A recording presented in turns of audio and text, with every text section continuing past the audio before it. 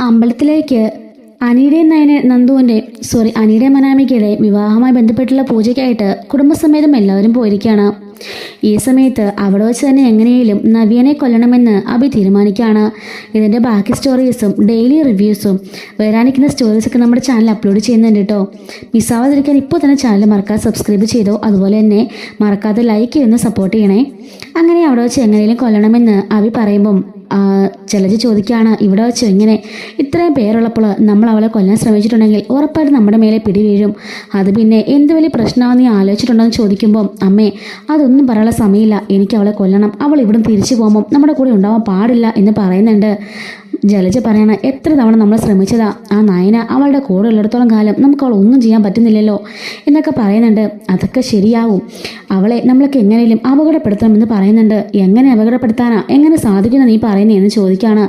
അതൊക്കെ പറ്റുമേ, ഞാൻ കാണിച്ചു തരാമെന്ന് പറയുന്നുണ്ട്. അങ്ങനെ അഭി ഇങ്ങനെ അവളെ തന്നെ വാച്ച് ചെയ്ത് അവളുടെ പുറകെ ഇങ്ങനെ നടക്കുന്നുണ്ട്. പല അവസരത്തിലും പലതും ചെയ്യാൻ ശ്രമിച്ചിട്ടും അവിടെ നിന്നെല്ലാം നവ്യ എസ്കേപ്പായി പോയിക്കൊണ്ടിരിക്കുകയാണ്. കാരണം നയനയും കനകവും ഏത് നേരം അവളുടെ കൂടെ തന്നെ കാണും കേട്ടോ. അവളൊന്ന് സ്പീഡിൽ നടന്നാൽ പോലും കനകം പറയുന്നുണ്ട്, നീ പതിയെ നടക്ക്, ഗർഭിണിയാണ്, സൂക്ഷിച്ചു വേണമെന്നൊക്കെ പറഞ്ഞ് അവളെ അതുപോലെ പൊതിഞ്ഞുകൊണ്ട് നടക്കുന്നുണ്ട്. അപ്പോഴേക്കും ജലജ പറയുന്നുണ്ട്, നീ കണ്ടില്ലേ അവളുടെ അനിയത്തിയും അവളുടെ അമ്മയും അവളെ പൊതിഞ്ഞുകൊണ്ടാണ് നടക്കുന്നത്, പിന്നെ എങ്ങനെ ശരിയാവാനാ എന്ന് ചോദിക്കുന്നുണ്ട്. അങ്ങനെ എല്ലാവരും ഭഗവതിയുടെ ആ ഒരു നടയിലായിട്ട് ഇങ്ങനെ ഇരിക്കുന്നുണ്ട്. ഈ സമയത്ത് അഭി അവിടെ ഇങ്ങനെ ഇരിക്കുന്നുണ്ട്. ബാക്കി എല്ലാവരും ആ നടകളിലായിട്ട് ഇങ്ങനെ ചുറ്റും ഇരിക്കുന്നുണ്ട് കേട്ടോ. അപ്പോൾ ഈ തൃശ്ശൂലം പോലുള്ള ഒരു തൃശ്ശൂലം ഉണ്ടല്ലോ, അതവിടെ ഇങ്ങനെ പ്ലേസ് ചെയ്തിട്ടുണ്ട്. അപ്പോൾ ഇത് കണ്ടപ്പം അഭിക്കൊരു ഐഡിയ തോന്നുകയാണ്. ഈ സമയത്ത് നവ്യാണെങ്കിൽ ഫോണൊക്കെ വിളിച്ച് പതിയെ അവിടെ നിന്ന് ഇങ്ങനെ നടന്നു വരുന്നുണ്ട്. അപ്പോൾ ഇത് തന്നെയാണ് നല്ല അവസരമെന്ന് അവരിങ്ങനെ മനസ്സിലാക്കുന്നുണ്ട് കേട്ടോ. എങ്ങനെയെങ്കിലും ഈ അവസരം ഉപയോഗിച്ച് ഇവളെ കൊല്ലണമെന്ന് അഭി തീരുമാനിക്കുന്നുണ്ട്. അങ്ങനെ അഭി ആരും കാണാതെ കുറച്ച് എണ്ണയെടുത്ത് അവിടെ ഇങ്ങനെ ഒഴിക്കുന്നുണ്ട് കേട്ടോ. അപ്പം ആ ഒരു എണ്ണ മറ്റാരും കാണുന്നില്ല. നവ്യാണെങ്കിൽ ഫോൺ ചെയ്ത് ഒന്നും ശ്രദ്ധിക്കാതെ നടന്നു വരുന്നുണ്ട്. അവൾ പതിയാണ് വരുന്നതെങ്കിൽ പോലും അവിടെ എണ്ണ കിടപ്പുണ്ടല്ലോ, അങ്ങനെ അവൾ നടന്നു വന്നിട്ട് അവൻ ആഗ്രഹിച്ചതുപോലെ തന്നെ ആ എണ്ണയിൽ ചവിട്ടി തെന്നി നീങ്ങി വരുന്നുണ്ട്. അപ്പം ഇവളിങ്ങനെ നീങ്ങി ശൂലത്തിനടുത്തേക്ക് വരുന്ന കണ്ട് അവിടെ നിന്ന് എല്ലാവരും നിലവിളിക്കുകയാണ്. അതുപോലെ ജയനും ദേവ്യാനിയും മുത്തശ്ശിയും മുത്തച്ഛനും എല്ലാവരും നവ്യയെ എന്ന് വിളിച്ച് എല്ലാവരും കാറുന്നുണ്ട്. എല്ലാവരും ഒച്ച വെച്ച് ബഹളം വെക്കുകയാണ്. അപ്പോഴേക്കും ഈ സമയത്ത് നവ്യ ശൂലത്തിൻ്റെ അടുത്തെത്തി അവളുടെ വയറ് കൃത്യം ആ ശൂലത്തിലേക്ക് തറച്ച് കയറാൻ പോകുമ്പോഴേക്കായിരിക്കും നമ്മുടെ ദേവ്യാനിയുടെ എൻട്രി. ദേവ്യാനി കൈ കൊണ്ട് അവളെ ഇങ്ങനെ ആ ശൂലത്തിനോട് നിന്ന് തടഞ്ഞ് പിടിച്ചു നിർത്താണ്. അങ്ങനെ ദേവ്യാനി ആ ഒരു ആപത്തിൽ നിന്നും നവ്യനെയും അവളുടെ കുഞ്ഞിനെ രക്ഷപ്പെടുത്തുന്നുണ്ട്. പുറകിൽ നിന്നാണെങ്കിൽ അഭിയോ ഛേ എന്ന് വെക്കുന്നുണ്ട് കേട്ടോ. പെട്ടെന്ന് തന്നെ അവളെ വലിച്ച് താഴേക്ക് ഇറക്കുന്നുണ്ട് ദേവ്യാനി. നിനക്കെന്താടി ബോധമില്ലേ? ഇപ്പം കുത്തി കയറിയിരുന്നെങ്കിൽ എന്തായാലും നിന്റെ കുഞ്ഞിൻ്റെ അവസ്ഥ, നിന്റെ അവസ്ഥയോ എന്നൊക്കെ പറയുന്നുണ്ട്. എല്ലാവരും ഓടി വന്ന് നവ്യനെ ഇങ്ങനെ പിടിക്കുന്നുണ്ട്. ഗർഭിണിയാണെന്നുള്ള ബോധം കുറച്ചെങ്കിലും നിനക്ക് വേണം എന്നൊക്കെ പറഞ്ഞിട്ട് അവൾ കുറേ വഴക്ക് പറയുന്നുണ്ട് അവളെ നവ്യനെ.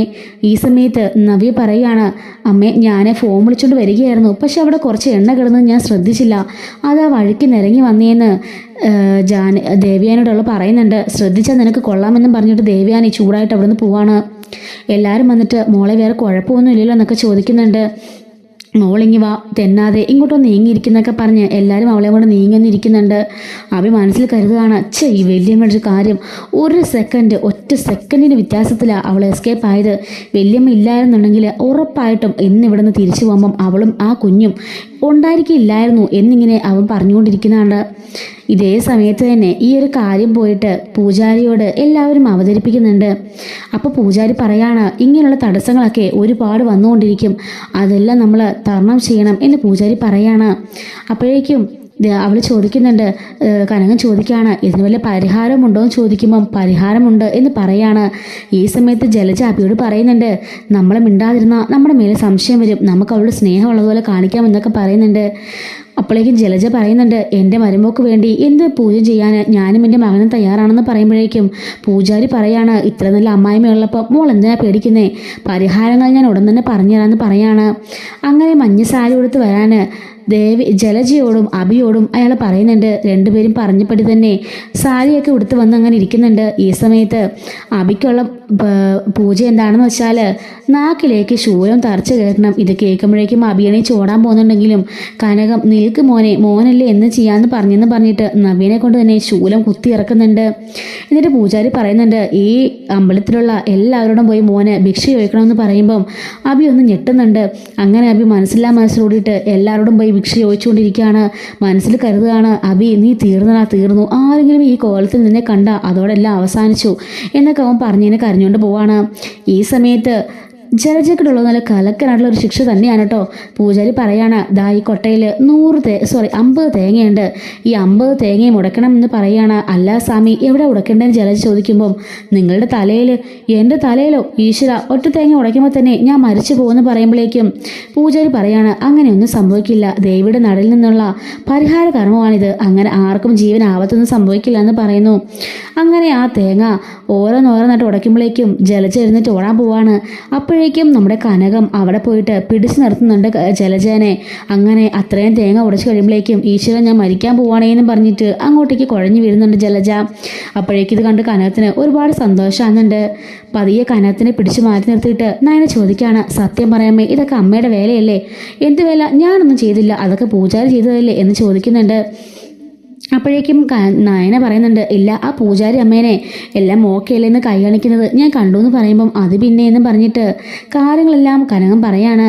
പൂജാരിയുടെ പോയിട്ട് എൻ്റെ മകളെ ഇതുപോലെ കഷ്ടപ്പെടുത്തുന്ന അവരാണെന്നും അവിടെ എണ്ണ ഒഴിച്ചിട്ടത് അവളുടെ ഭർത്താവ് തന്നെയാണെന്നൊക്കെയുള്ള കാര്യം കനകം പൂജാരിയോട് പറയുമ്പം രണ്ടുപേർക്കും ഒരു ശിക്ഷ എന്നോണം ഒരു പരിഹാര കർമ്മം നമുക്ക് കൊടുക്കാമെന്ന് പറഞ്ഞിട്ട് പൂജാരിയും കനകവും ചേർന്നിട്ടാണ് കേട്ടോ ഈ ഒരു പ്ലാനിങ് ഒക്കെ ചെയ്തത്. അപ്പോൾ ഈ ഒരു കാര്യം പൂജാരി കനകം പറയുമ്പോഴേക്കും നയനെ പറയാണ്, എൻ്റെ അമ്മേ, എങ്കിലും ഇത് കുറച്ച് കൂടിപ്പോയില്ലേ എന്ന് ചോദിക്കുമ്പം ഒരു കൂടുതലും ഇല്ല. നീ ഒന്ന് ആലോചിച്ച് നോക്കിയേ, നമ്മുടെ മോളെ കൊല്ലാൻ നോക്കിയത് അഭി തന്നെയാ. ഒരു സെക്കൻഡ് ആ ദേവയാനി ഇല്ലായിരുന്നെങ്കിൽ നമ്മുടെ മോൾ ഇന്നിവിടെ ഉണ്ടായിരുന്നില്ല. നമ്മളിപ്പോൾ കരഞ്ഞുകൊണ്ടിരിക്കുന്ന സമയം ഒന്ന് ആലോചിച്ച് നോക്കി എന്ന് പറയുന്നുണ്ട്. അതിലും വലുതൊന്നും ഇല്ലല്ലോ ഇതൊന്നും, ഇതൊക്കെ ദേവിക്കുള്ളൊരു പരിഹാര പൂജയായിട്ട് തന്നെ അങ്ങ് നിൽക്കട്ടെ എന്ന് പറഞ്ഞിട്ട് കനകം അവിടെ നിന്ന് പോകുന്നുണ്ട്. ഈ അമ്മയുടെ ഒരു കാര്യം എന്ന് പറഞ്ഞിട്ട് നയനയും പുറകെ തന്നെ പോവാണ്. എന്നിട്ട് കാണിക്കുന്നത് ആ നാക്കിൽ ശൂലം കുത്തിയ അവസ്ഥയിൽ അവിടുന്ന് ആ ശൂലമൊക്കെ ഊരി മരുന്നൊക്കെ വെച്ച് കരഞ്ഞുകൊണ്ടിരിക്കുന്ന ഒരു തുണച്ചേരി കരഞ്ഞുകൊണ്ടിരിക്കുകയാണ് അഭി. അതേ തൂണിൻ്റെ അപ്പുറം തന്നെ തലയിൽ ഐസുള്ള ബാഗൊക്കെ വെച്ചിട്ട് കരഞ്ഞുകൊണ്ടിരിക്കുന്ന ജലജനെയും കാണിക്കുന്നുണ്ട്. അങ്ങോട്ടേക്ക് വന്നിട്ട് നവി പറയാണ്, എൻ്റെ അമ്മായിമ്മയ്ക്കും ഭർത്താവിനും എന്നോട് ഇത്ര സ്നേഹമുണ്ടെന്ന് ഞാൻ കരുതിയില്ല. നിങ്ങളെയാണല്ലോ ഇത്രയും നാളെ ഞാൻ കുറ്റം പറഞ്ഞത്, എന്നോട് ക്ഷമിക്കണം എന്നൊക്കെ പറഞ്ഞിട്ട് അവൾ നല്ലതായിട്ട് സീനിടുന്നുണ്ട്. അപ്പോഴേക്കും ജലജ ചോദിക്കുകയാണ്, ഒന്ന് ഇവിടെ നിന്ന് പോയി തരാവോ എന്നും ചോദിച്ച് ദേഷ്യപ്പെടുന്നുണ്ട്. അമ്മ എന്തിനാമ്മ എന്നോട് ദേഷ്യപ്പെടുന്നത് എന്നും ചോദിച്ചിട്ട് നവ്യ പറയാണ്, പൂജാരി വേറെ എന്തൊക്കെ പൂജാകർമ്മങ്ങളും പറഞ്ഞിട്ടുണ്ട്, അമ്മ പെട്ടെന്ന് തന്നെ റെഡിയാവണം കേട്ടോ എന്ന് പറയുമ്പം, എൻ്റെ ഈശ്വര, ഞാനെങ്കിൽ പിന്നെ ഇവിടെ നിന്ന് ഇപ്പം തന്നെ എഴുന്നേറ്റ് എങ്ങോട്ടെങ്കിലും ഓടാൻ പോവാന്നൊക്കെ പറഞ്ഞിട്ട് ജലജ പറയുമ്പോഴേക്കും നവ്യ ചിരിച്ചുകൊണ്ട് അവിടുന്ന് പോകുന്നുണ്ട്. ജലജ പറയാണ്, കണ്ടില്ലേടാ അവളെ ചിരിക്കുന്നത്, നിൻ്റെയും എൻ്റെയൊക്കെ അവസ്ഥ കാണുമ്പോഴേക്കും അവളും അവളുടെ അമ്മയും അവളുടെ അനിയത്തിൽ നിന്ന് ചിരിക്കായിരുന്നു. ഇതിനൊക്കെയുള്ള മറുപടി 3 പേർക്ക് നമുക്ക് കൊടുക്കണം എന്ന് പറയുന്നുണ്ട് കേട്ടോ. അപ്പോൾ ഇതുപോലുള്ള സ്റ്റോറീസിന് വേണ്ടി നമ്മുടെ ചാനൽ ഇപ്പോൾ തന്നെ സബ്സ്ക്രൈബ് സപ്പോർട്ട് ചെയ്യണേ. Thanks for watching.